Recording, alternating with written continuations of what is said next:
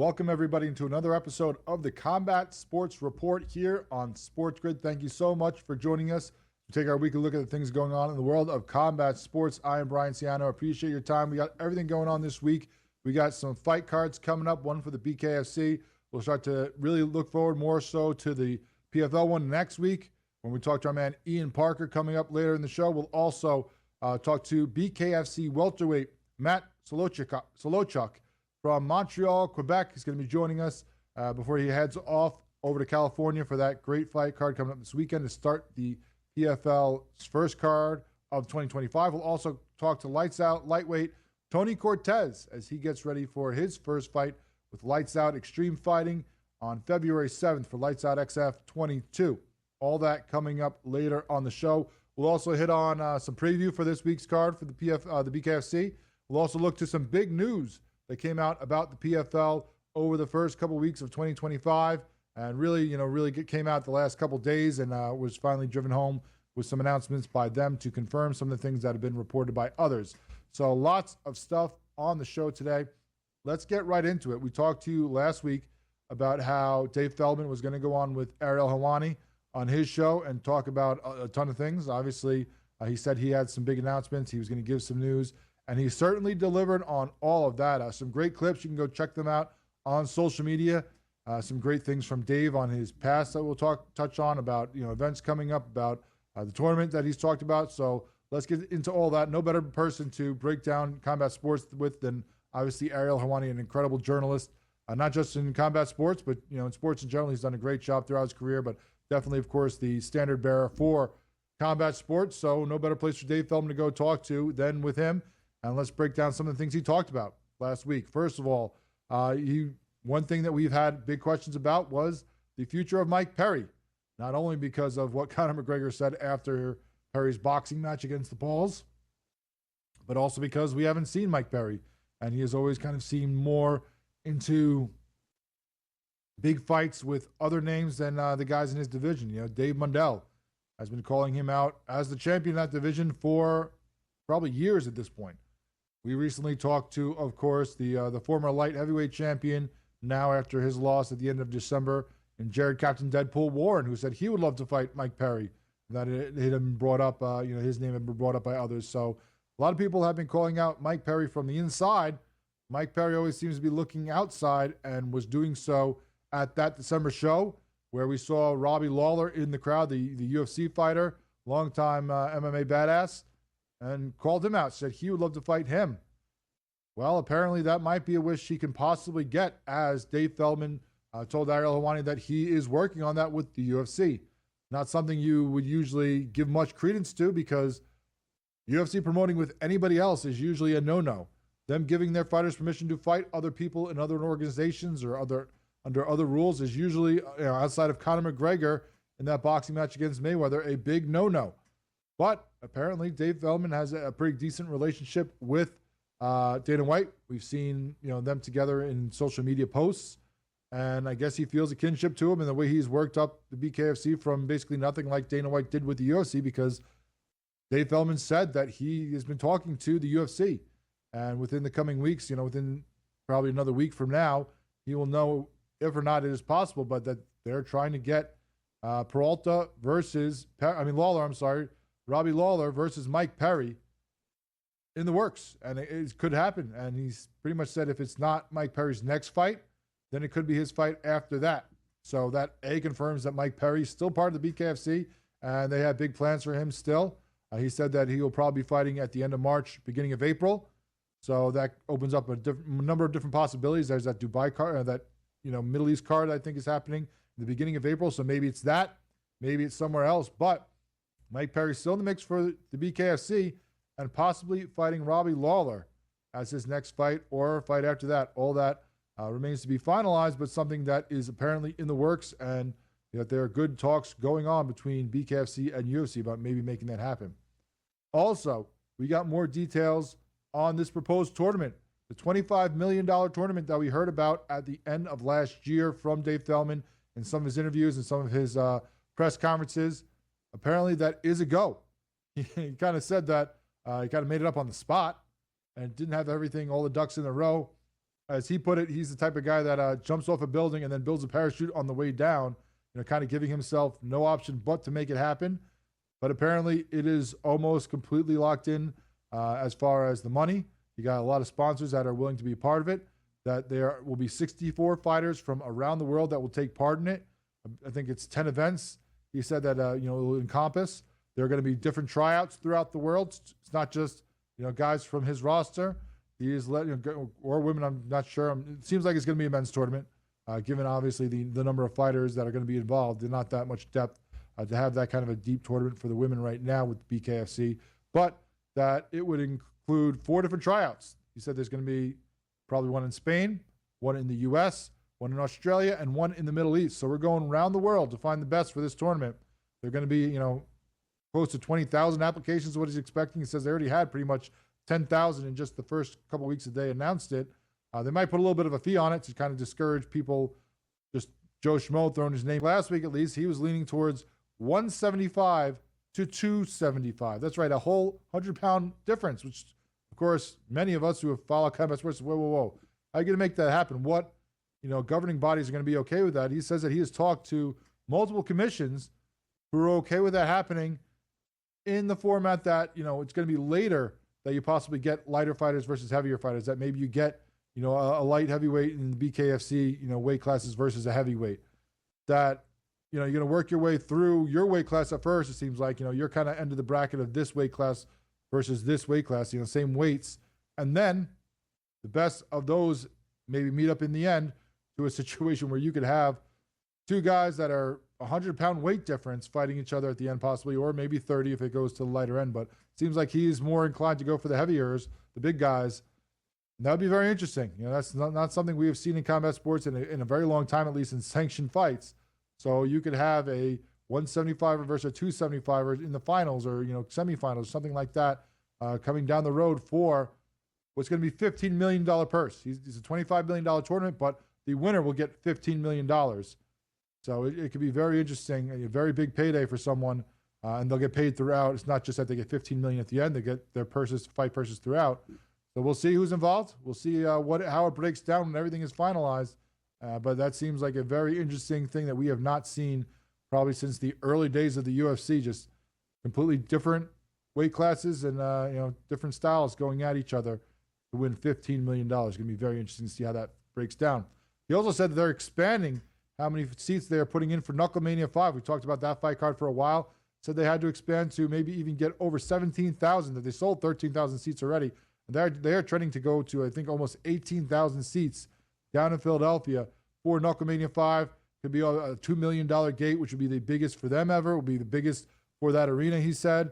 So, things are shaking out very well for Knucklemania 5. We're looking forward to that coming up next week. But that is the latest updates on that more and more tickets being sold. It's going to be huge for the BKFC.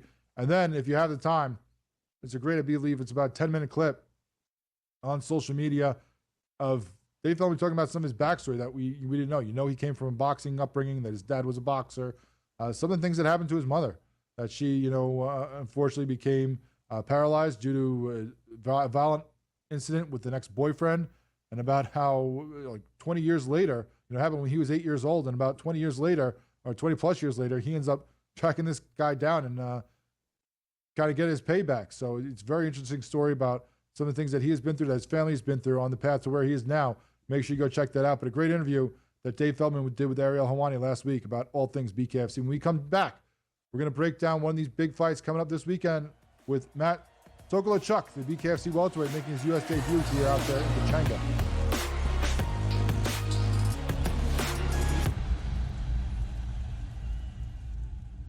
This Sunday, the Rams carry the weight of their city when they face the Eagles. Then it's a clash of MVP caliber quarterbacks, Josh Allen and Lamar Jackson. SportsGrid has you covered all day, starting at 8 a.m. with FST for daily fantasy lineups. Lock in your picks with Pro Football Today and stay dialed in with real-time betting on in-game live game day, only on SportsGrid. Talk about it failing and always putting the square peg into the round hole. We're going to run it. We're going to try and play these lower scoring games. They didn't score over 17 points in the 5 straight losses. There's a chance for the Ravens to exercise every single demon on their way to a Super Bowl, but it also means the path is very difficult and things are only getting started. Pro Football Today, only on SportsGrid. If I were that team and I was the coach, I would have just said, you know what? I'm leaving your ass at home, and you can wait. Well, you can get your own damn plane and fly it to Philadelphia, and then I'll still sit your ass. Zion's got to get himself together on the court, both physically, but mentally by being engaged and being on time. Only on SportsGrid.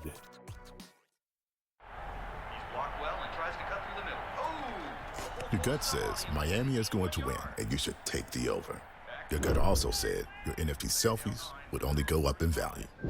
They didn't. But your head is on SportsGrid and knows the QB is in concussion protocol. The backup has a 45 QBR against the zone coverage. The New York D has the most sacks in the league. So yeah, trust your head. It's smarter to be on SportsGrid.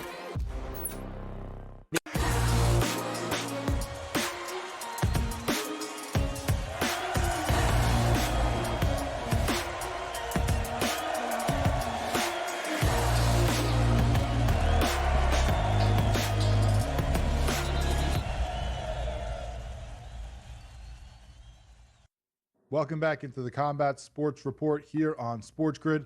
We're going to get ready for this great event coming up this weekend, the first one for the BKFC this year, of course, the Fight Night out in Pechanga. And the guy's going to be making a big journey there, a long distance for him to make his U.S. debut for the BKFC. We've seen him a couple times on the Prospect Series cards up there in Canada. But Matt Socholotiuk, BKFC welterweight, joins us now from Montreal. Matt, thanks so much for your time. I appreciate it.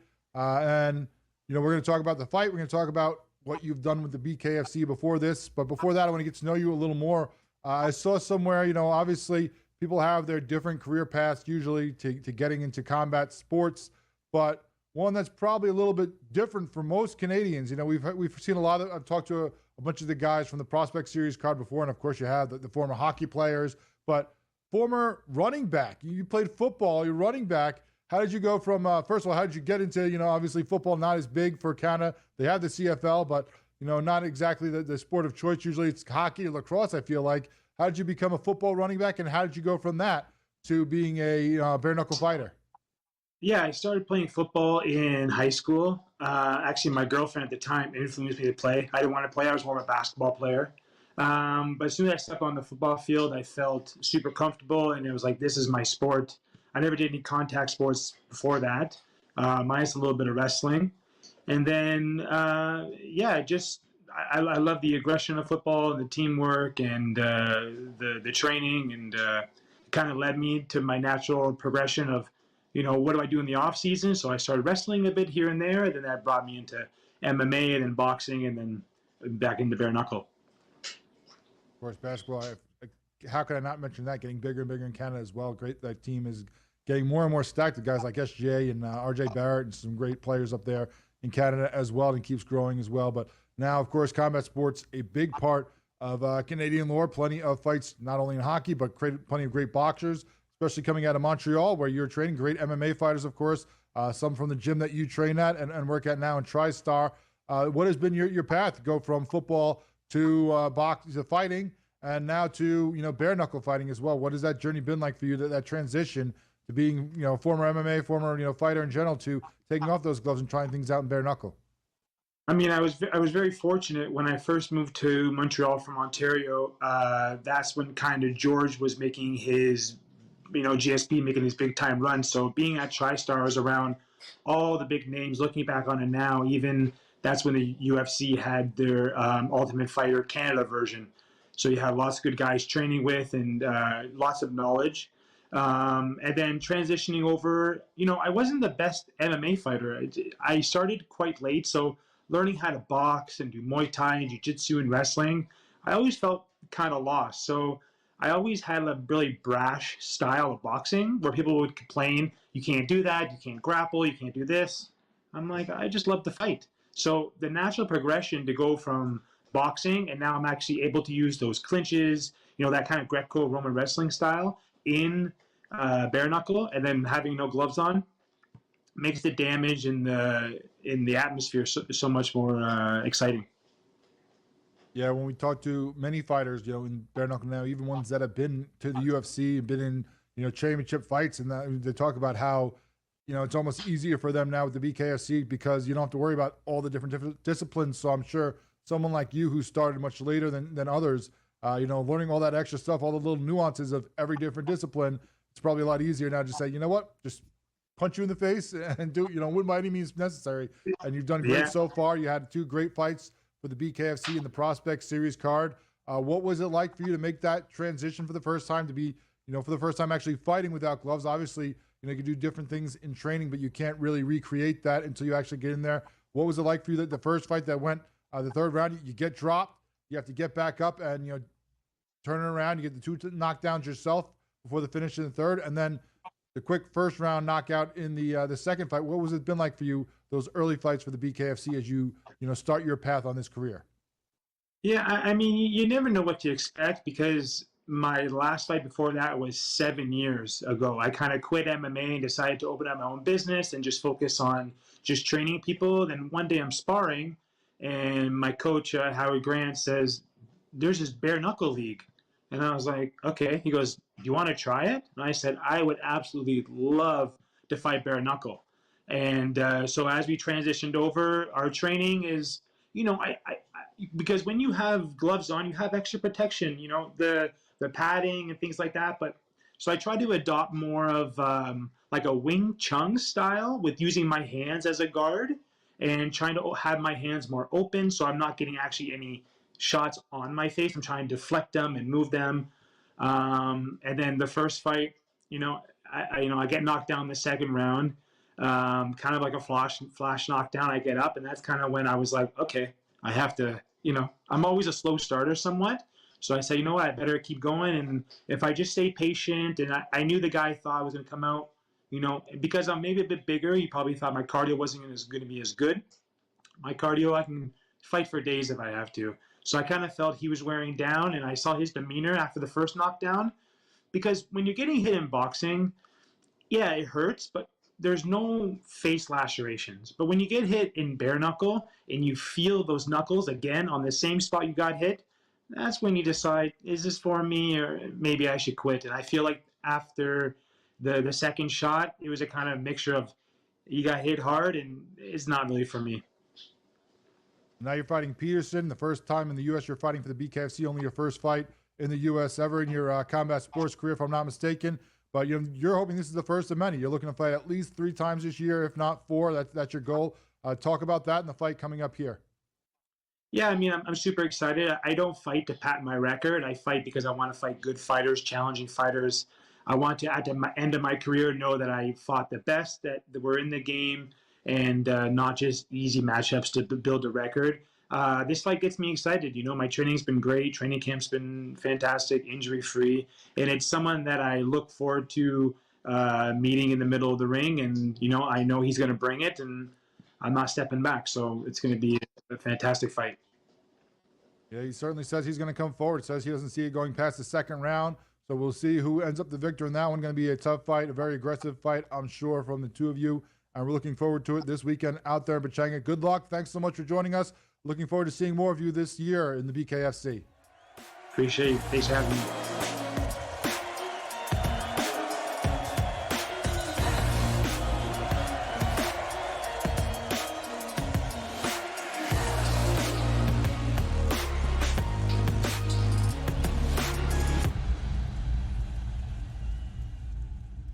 The defending champion Kansas City Chiefs aim for an unprecedented 3rd straight Super Bowl. But the Texans are ready to end the dynasty. Then the Commanders, fresh off their first playoff win since 2006, take on the high-powered offense of the Detroit Lions.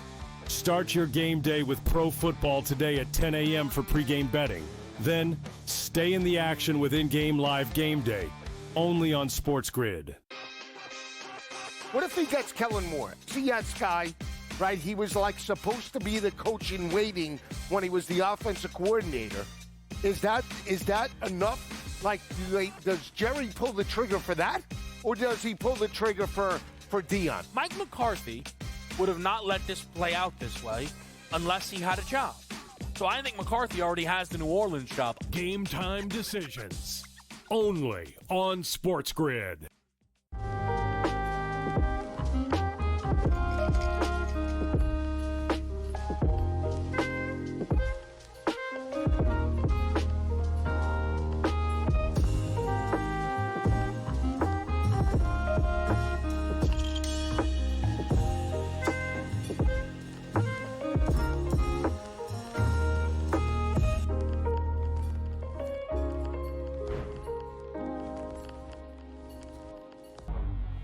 Two guys that can do it all. Too much electricity this morning. This is a good time. We're having a lot of fun. I had to do a triple take. Ka-ching! Why? Because of parity. I didn't mean to offend. Yeah, it's not going to happen. Load management is a dirty word. Let him rip. You know what? Circumstances provide the results. What? How do you do this once? Oh, Donnie, you got such a good show there. A network that is booming. The Early Line, only on SportsGrid.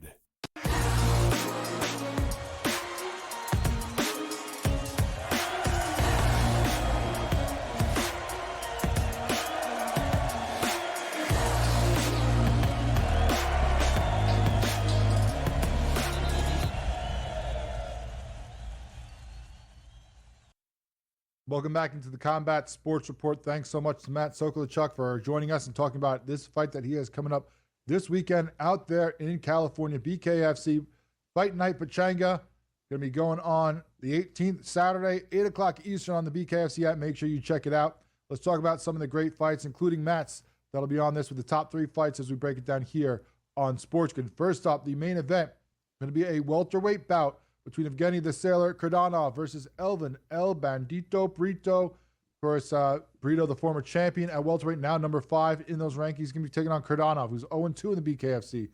He was 4-0 in bare knuckle before that in other organizations, has not fared as well so far in the BKFC. He's a former Russian, now lives in Los Angeles area, so hopefully things are safe for him and his family as those terrible wildfires are raging out there in LA, and now he'll be fighting out in California in Pachanga.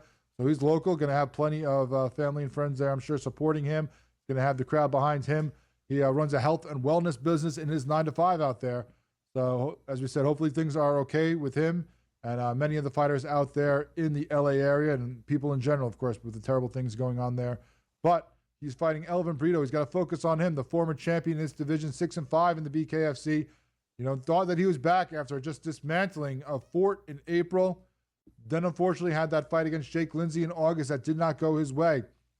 He knows a thing or two about fighting through adversity. Of course, before that fight against Jake Lindsay, we talked to him. He was trying to get out of Puerto Rico, where he lives and stays and trains, and had no fear about the incoming weather that was coming his way. He thought he was going to get out clear, no problem. Then, if you follow some of the posts on social media afterwards, by I believe it's his wife, was talking about how he couldn't get out at first. Because there was no power to the airport, had to wait an extra day, then take different flights. Then his things got lost on the way. His gear and stuff. His coach couldn't be there because of unfortunately the weather causing flight issues. So there was a lot against him, and he fought a tough guy, one of the top guys in that division, in Jake Lindsay. It did not go his way. So now we will see if he is able to get a better focus and a better fight here against Kurdanov.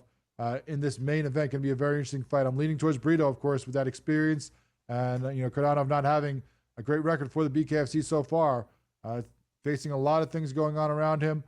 Not easy to deal with, especially when you're headlining a card like this. So I'm going to roll with El Bandito Brito getting back in his winning ways here, and hopefully getting himself back into the mix in this division, and showing us what he can do when he is not hampered by things, unfortunately, getting in his purview and blocking him from making easy travel to fight a top opponent like he did against Lindsay. And then you have a lightweight fight with Robbie Problems Peralta against Jordan Hayes Haymaker Christensen. This is going to be an interesting fight here at lightweight. Christensen 3-5 in the BKFC. Has alternated wins and losses in his last 5 fights in the organization. So if you go by that pattern, he lost his last fight. This could be one that he is, game to win here. Lost to Andrew Yates in October, then beat Pellegrino in July. So beat Pellegrino in July, lost in October. Does he get his first win here in 2025 and keep that alternating pattern that he has going on? He's going to have to do that against a guy in Robbie Problems Peralta who really needs a win here. 2-2 in the BKFC. So far, he's lost his last 2 fights. One of those was against Bryce Henry, of course, who's a guy who's one of the tops in this division. The other one was in this very location against Ruben War, with 6-second knockout. I mean, when you get dropped like that, it's hard to really take too much from that fight because it's just one great punch that lands and puts your lights out, and that's what it was against Ruben War. Now he comes back there and trying to get some redemption here after those stoppage losses against Christensen, back in the scene of the crime against in Pechanga. We'll see what he has been going through, both these guys, what they're doing, dealing with out there in LA. It should be a very interesting fight, but Robbie Problems Peralta really needs this fight. He's one of the more dangerous guys in the BKFC. He has not shown it in his last 2. He got caught like anybody can when you take the gloves off and it's just straight to the face. We'll see if he can get back on track against Christensen. I think he's going to be driven. I think this is going to be a big fight for him, and I expect him to get back in the winning column here and disrupt the pattern of Christensen there and give him his back-to-back losses. Then at welterweight, you have Ryan Ryu Peterson versus Matt the Hawk Socholotiuk. Of course, we just talked to Matt Socholotiuk. 2-0 in the BKFC, coming out of Montreal. Has fought 2 Prospect Series fights up there in Canada. This will be his first fight in the U.S. for the BKFC. Trains there at TriStar, of course, a legendary gym in Montreal. And MMA circles. We'll see what it does for him as he continues his BKFC journey. Both his fights have ended by KO in Prospect Series, a 3rd-round one and a 1st-round one. He goes against Peterson. California's own, was 1-0 in the BKFC. He had a 2nd-round knockout TKO in his first fight, 1-0 in bare knuckle before that. He likes quick finishes. He wants to put pace on his opponent. So this could be a quick one either way. I think I'm going to roll with Socholotiuk here. A little less going on around him and has shown some great things fighting through adversity so far in the BKFC.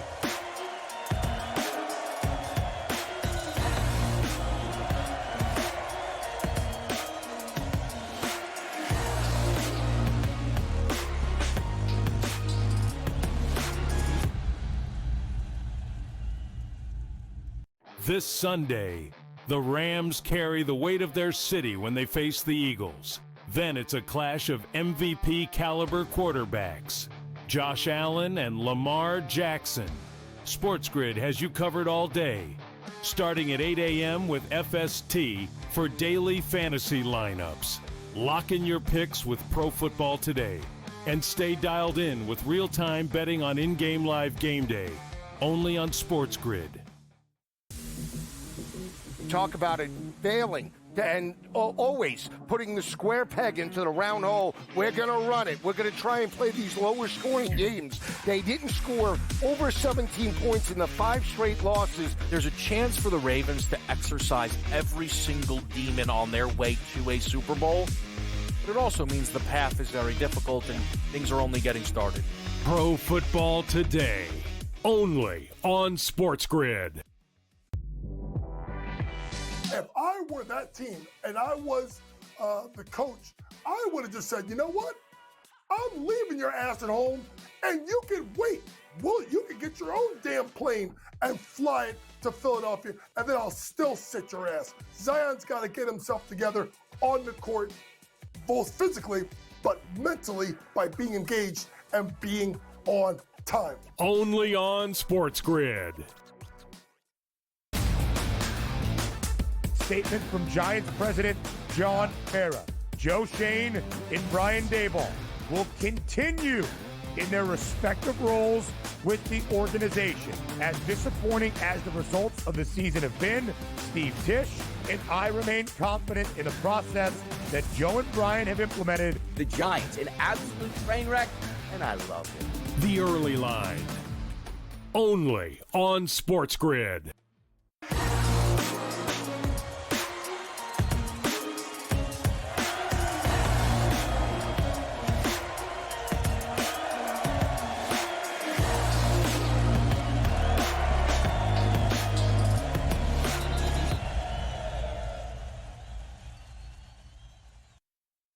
Welcome back into the Combat Sports Report here on SportsGrid. And we're going to bring in our guy, Ian Parker, always the best source to talk about the PFL with as we get ready for this great card coming up next weekend to start the first card of the year of 2025 for the PFL. The road to Dubai, a great battle that we're going to have coming up, a couple great fights up top of that. But Ian, before we get into that, let me first touch on some of the news that is coming out about the PFL with you, that Bellator is gone. It is now strictly the PFL. We're going to get some of these other things going on, like the Champions Series fights that we're going to start seeing. The tournament format is changing as well. What have you seen, obviously, with some of the things that the PFL has put out about this? What do you think about it? Do you like the change? The no more regular season, just straight tournament like they used to have in Bellator and some others. The change in how things are being divvied up and that things are being as far as the $500,000 on top of your purse, as opposed to the 1 million subtracted what you made before that, all that stuff. What do you think of some of the things that we are seeing and the end of Bellator now with the PFL absorbing everybody?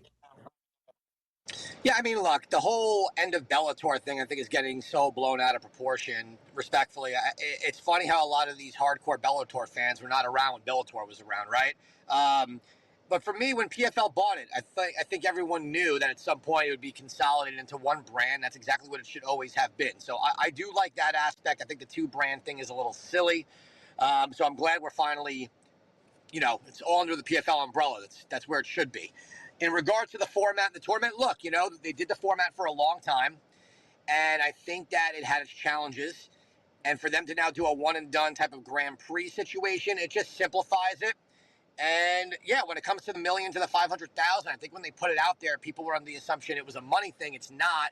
The fighters preferred it this way when the PFL kind of pulled it. So they went with something that is a little bit more fighter friendly, where you get your purse plus the money. So I think all the changes are good changes. Now it's about execution. It's about getting these divisions kind of built up, developing talent, and and just kind of, you're getting an opportunity at a fresh start. Most companies are not able to do that while still having a well-known brand. And I think the PFL is moving in the right direction based on, what the fans are asking for. Yeah, you mentioned bringing it to one brand that makes sense. We saw it with, Pride into the UFC. We saw it with Strikeforce when it got absorbed into the UFC. So we've seen this before where it just makes sense to put it under one brand instead of trying to run multiple things. So we'll see what happens with some of those champions from Bellator. And one of those we will see coming up next week for their first fight here of 2025 with Usman Nurmagomedov versus Paul Hughes. Now, Hughes has done a lot of talking. So has Khabib. He's been more of the mouthpiece for the Nurmagomedovs, of course, running up to this. They're building this as Dagestan versus Ireland, too, that there's this big rivalry.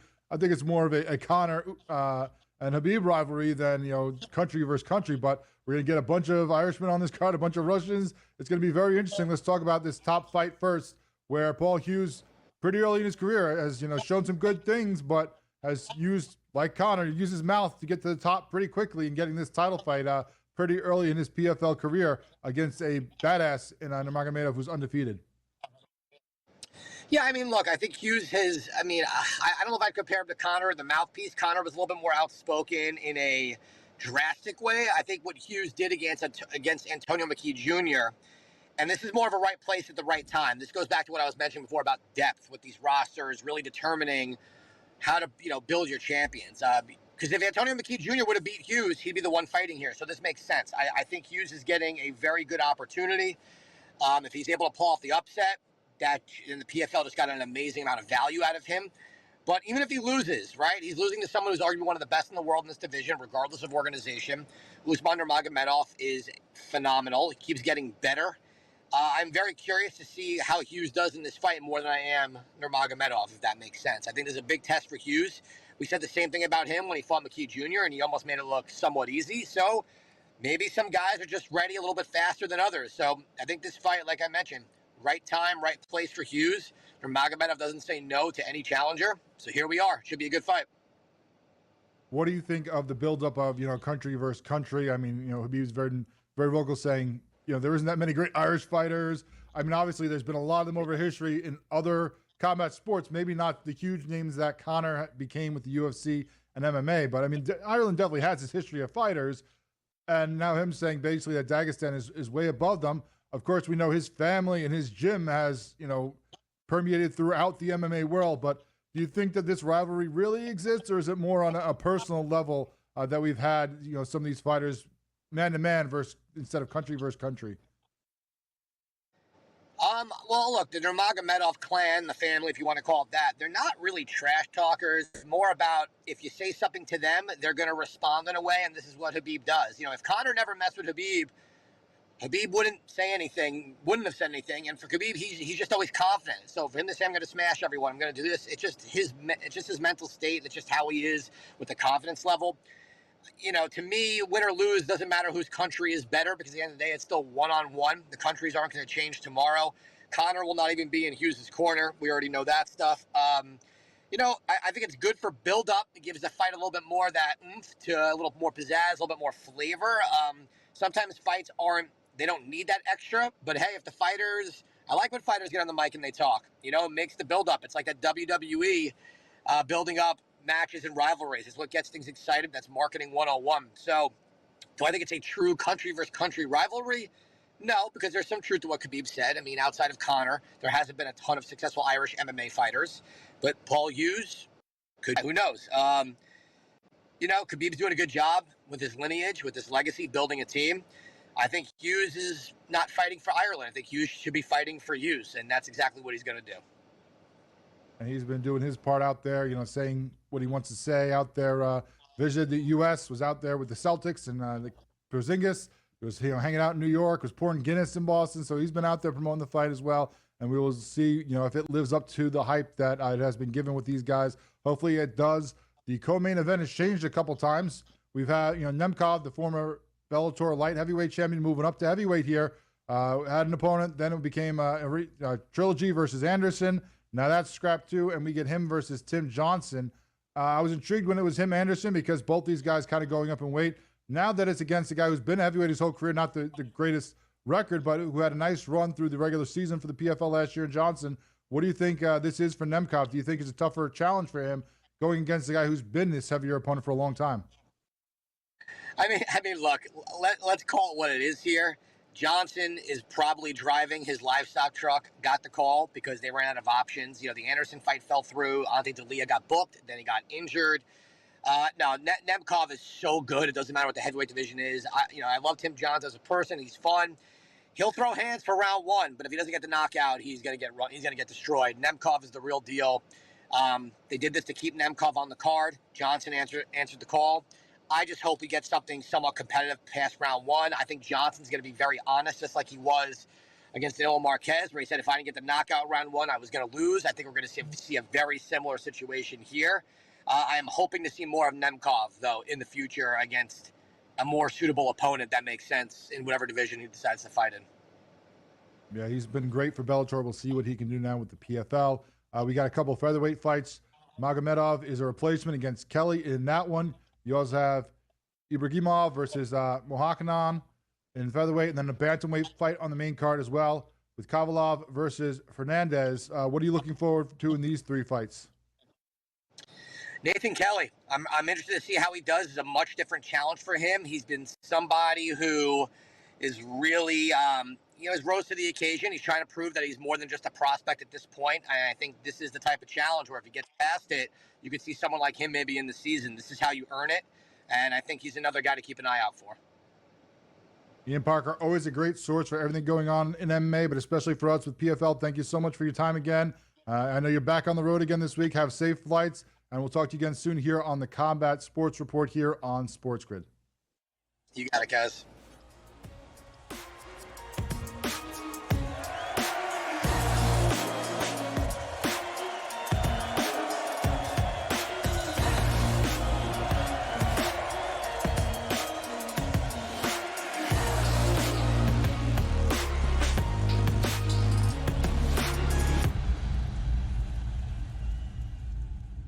The defending champion Kansas City Chiefs aim for an unprecedented third straight Super Bowl. But the Texans are ready to end the dynasty. Then the Commanders, fresh off their first playoff win since 2006, take on the high-powered offense of the Detroit Lions. Start your game day with pro football today at 10 a.m. for pregame betting. Then, stay in the action with in-game live game day, only on SportsGrid. Anyone that's been to a sporting event, the atmosphere before a game, I think Game Time Decisions has that same exact atmosphere. This is our arena. This is what we do. There is going to be an energy to Game Time Decisions that you will feel night in and night out. The excitement you get when you lock your bets in, when you're figuring out what you want to do, we can zone in on the biggest games each night. I want this to be the place that people come to before the games start so they feel as ready as possible to lock in their cards. We are going to hit every single one of those markets that you need to know about. We're gonna go through every single thing, and I've got a great team behind me that's gonna help me get the job done. There is not gonna be a better place, I promise you, than Game Time Decisions to get that new information, react to it, and be able to then bet accordingly. We will have everything at our disposal, and we will use that to our advantage. I'm Kevin Walsh. Tune into Game Time Decisions from 6 to 8 p.m. Eastern on SportsGrid. Talk about it failing and always putting the square peg into the round hole. We're going to run it. We're going to try and play these lower scoring games. They didn't score over 17 points in the 5 straight losses. There's a chance for the Ravens to exercise every single demon on their way to a Super Bowl, but it also means the path is very difficult and things are only getting started. Pro football today, only on SportsGrid.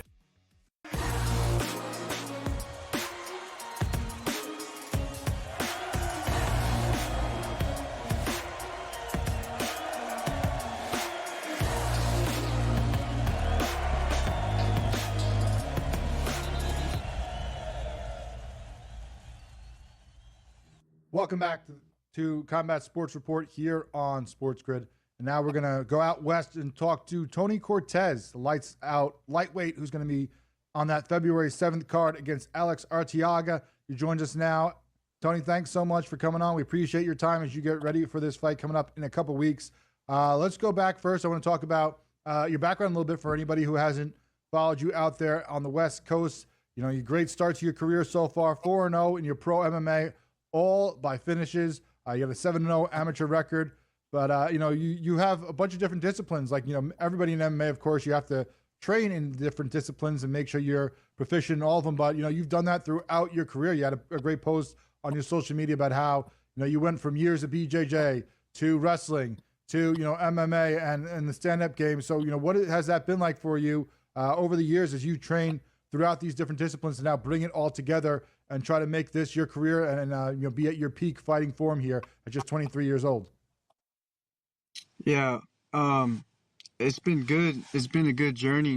It's always been my dream to be the UFC world champion, and in order to do that, you got to be good in every aspect of MMA.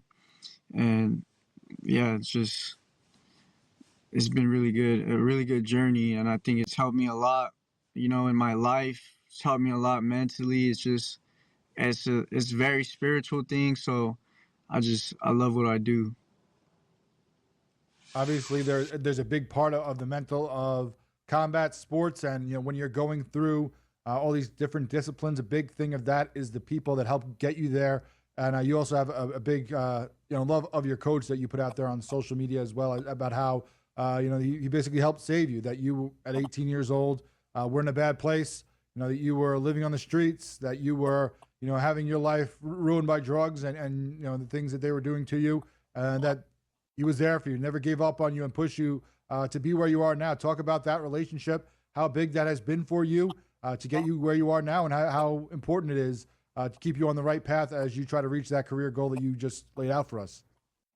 Yeah, my coach, Sam Mason, I can relate to him a lot because he grew up in the same area as I did, and we've kind of had like similar backgrounds and stuff. And I think he's just been a great help to me. He's always helped me with everything, and he just motivates me so much. He's a strong dude. He drives all the way from Newport to Moreno Valley every day to come train us, and he's going through a lot right now. Physically, like he got really sick. He had a heart attack recently and almost passed away. But you know, like 2 or 3 weeks later, he's already back in the gym training us again, and like he gives us his all. You know what I mean? And like he's helped me so much in my life, like when I was in a bad area, and he taught me, like, my striking game has evolved so much being with him. And he's gonna make me the best fighter in the world, and you know, by him being a good example for me, he's already doing that. We're sorry to hear about his health ailments, and we wish the best for him and his recovery, and hopefully he can continue to be there for you for years as you continue this journey and your path through your MMA career. But now, you obviously your main thing is being a fighter. That's what your career goal is. But obviously, you got to pay the bill other ways at times as well. And I saw that about you doing training now yourself, that you're out there trying to help people, teach them this life, this aspect, fighting. What has that done for you in your journey? How has that helped you keep you centered and you focused, and to kind of pay it forward and help people by training them and teaching them different things, whether it's just helping them be healthier with the physical aspect of it, or whatever mental or spiritual, other things that you involve with it as well? How big has that been for you in your journey to now help others as well? It means a lot to me to be able to give back and do what other people have done for me. I just started coaching recently, but so far it's helped me so much because I don't want to tell somebody to do something and I'm not doing it myself. So it's helped me become a better man, a better fighter, just overall better in everything. I feel like being a coach is being a leader, and you got to lead the right way, and like there's certain ways to do that, and it makes you grow so much as a person. Well, you're doing that and hopefully growing as a fighter as well. As we said, still young, still plenty of your career ahead of you, but lofty goals, of course, as you should have, as anybody in this this career path should have. Now you're coming into Lights Out Extreme Fighting for your first fight. You're fighting Alex the Lemon Killer Arteaga. What brought you to Lights Out Extreme Fighting? What do you think that this can do for you as you try to continue your path upward in the sport? And what do you think of your opponent that you're getting ready to face in February? I think Lights Out is going to give me the platform to be seen by the UFC, seen by people that I want to see me fight and, knock some people out. So as far as my opponent, I don't really see anything that really like puts fear in me or any like doubt in my mind that I'm going to go in there and knock him out or even submit him. I know his thing is like jiu-jitsu and grappling and whatever it is that he likes to do, and I'm so confident for this fight, just like every fight I go into, and I just see him as a stepping stone, a pawn to get to where I'm trying to get. I don't think he's gonna have a hard time getting in the UFC with a 5-4 record. It'll probably take him like another 15-10 fights, and that he would have to win in a row, and I'm 4-0, so I think that this is just a good place for me to go where I need to go, and respecting him for taking the fight. Is not a lot of people want to fight me, so that's good on his part, but he's gonna get really, really hurt in this fight. So he has lost 3 of his last 4, including his Lights Out debut in his last fight, so we will see what he can do against you. One of the weirdest nicknames I've heard in fighting. There's people have some strange nicknames at times, but the Lemon Killer, what do you even make of that? What is that about? I don't even know what that means, but I'm gonna squeeze him like a lemon on the day we fight, and he's gonna pop. Well, we look forward to your fight on February 7th. Thanks so much for joining us. Good luck in your debut. We look forward to seeing what you do with Lights Out Extreme Fighting in the future, and how your career path hopefully keeps to ascend, and hopefully you can continue doing the great things that you have done so far early in your career. Thanks so much for joining us here on the Combat Sports Report. Tony Cortez. Make sure you check him out. February 7th, Lights Out Extreme Fighting 22 out there in California. Yes, sir. Thank you.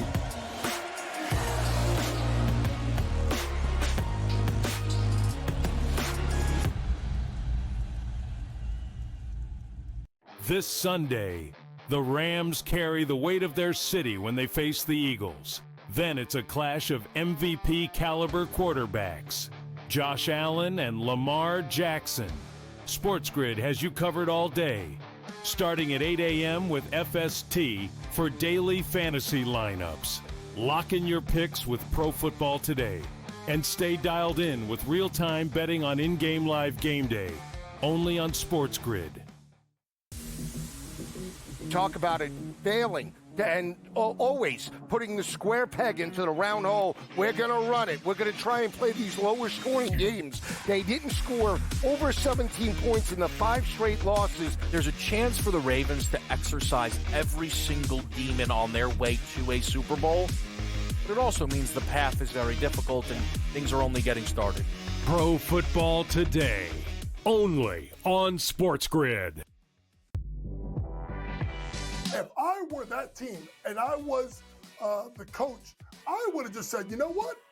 I'm leaving your ass at home and you can wait. Well, you can get your own damn plane and fly it to Philadelphia, and then I'll still sit your ass. Zion's got to get himself together on the court, both physically, but mentally by being engaged and being on time. Only on SportsGrid.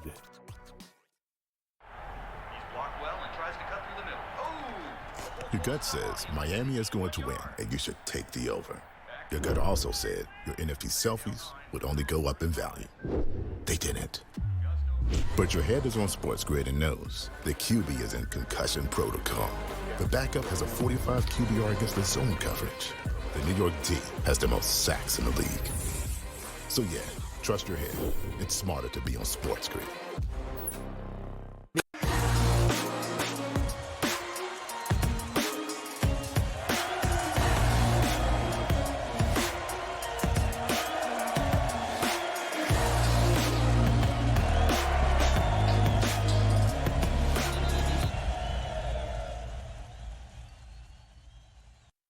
Welcome back as we wrap up another episode of the Combat Sports Report here on SportsGrid. Thank you so much to our guests for joining us, Ian Parker, Tony Cortez, and Matt Socholotiuk, for, of course, all the different areas we cover here. The BKFC with Socholotiuk fighting this weekend in Pechanga.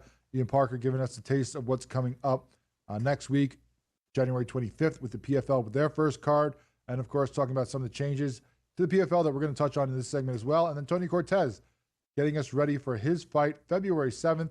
And Lights Out Extreme Fighting 22 out there in California area. Now, let's touch on the PFL. As we said, a lot of news coming out about them this week in many areas. First of all, another change in the fight card. We talked last week about how Nemkov was going to be getting a different opponent. We talked with Ian Parker about him fighting Tim Johnson instead of Corey Anderson and what that means as he moves up to heavyweight. Of course, that is the first one. And the second one is, of course, that Magomed is out of his fight. Instead, it'll be Magomedov replacing him, and he will fight Nathan Kelly on that card. The Champions Series Road to Dubai for the PFL next week. So just some changes to fights there, as you are prone to have at times in MMA and combat sports in general. When you're training fighting, people get hurt, and sometimes they have to pull out. Has happened now twice to Nemkov. So hopefully this one sticks, and we get him on the card to see what he will do at heavyweight in his first fight there for the PFL. Also, the card is going to be airing on Max. We didn't know for a long time who is going to be carrying this. It will be Max, of course, former HBO Max, now just Max. They have plenty of great content with different shows from many different networks, but very interesting in that this is one that HBO, of course, was a long time big player in the boxing space for some of the most legendary boxing fights, boxing pay-per-views forever. And, of course, I think it was close to a decade ago, they kind of shuttered that and got out of the fight game. And it was just Showtime doing a lot of boxing and then other outlets. And now Showtime has, of course, also shuttered that. But it looks like HBO getting back into it with their Max streaming service. They're going to be carrying the PFL Road to Dubai Champions Series card next week on Max. Looking forward to watching it on there. Of course, that's going to be an early time. We'll talk about that more next week. But being over in Dubai, 10:30 a.m. Eastern Time start for that main card. So make sure you don't sleep on that literally. Then, of course, the biggest news is that big changes to the PFL. First off, we touched on it with Ian Parker. Bellator is no more. Of course, there's a long-time brand in MMA, over a decade. But the writing was on the wall, as you said. When PFL bought them, you're not going to keep doing that. You're not going to keep having two different organizations, two different brands you got to promote, you're kind of going against yourself. You no point in that. As we said, it's happened many times in MMA, to Pride, to Strikeforce, to other ones. Now Bellator is the next one to meet that mark there, as they are now completely folded into the PFL going forward. And what does that mean? Well, all those fighters in Bellator will be now PFL fighters. And as we see that with Nurmagomedov and the former Bellator champion fighting this weekend, next weekend for a title there, we'll see if that is for a PFL title or what that becomes now. Do all those champions become PFL champions, or do they have to fight for that? We will see. Part of that, whether they become those champions, might be on these Champion Series cards like we're going to see next week, and through the new tournament format that has changed. Of course, PFL is no stranger to tournaments. We've seen them. We've talked about them many times on the show. But it's going to be different. No more regular season. This is not regular season, and then from there you get points and move on to the playoffs for the tournament. This is now a tournament from the get-go, a la what Bellator did or what Strikeforce used to do with their Grand Prix, whereas here's a bracket, here's all the fighters involved, and you move on if you win.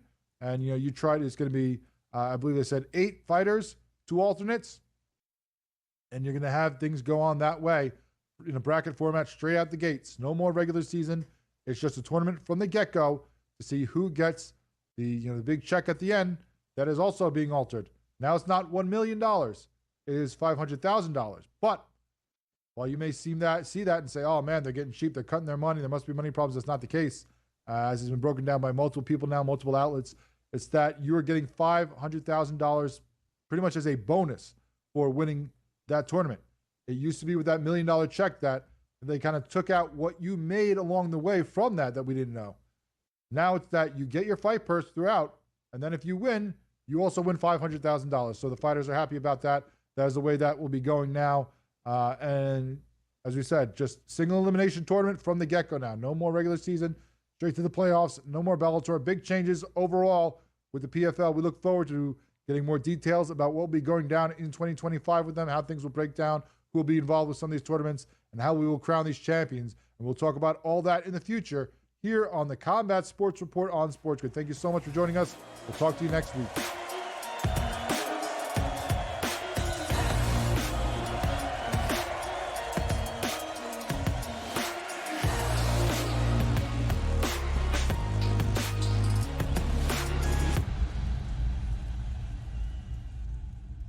The defending champion Kansas City Chiefs aim for an unprecedented third straight Super Bowl, but the Texans are ready to end the dynasty. Then the Commanders, fresh off their first playoff win since 2006, take on the high-powered offense of the Detroit Lions.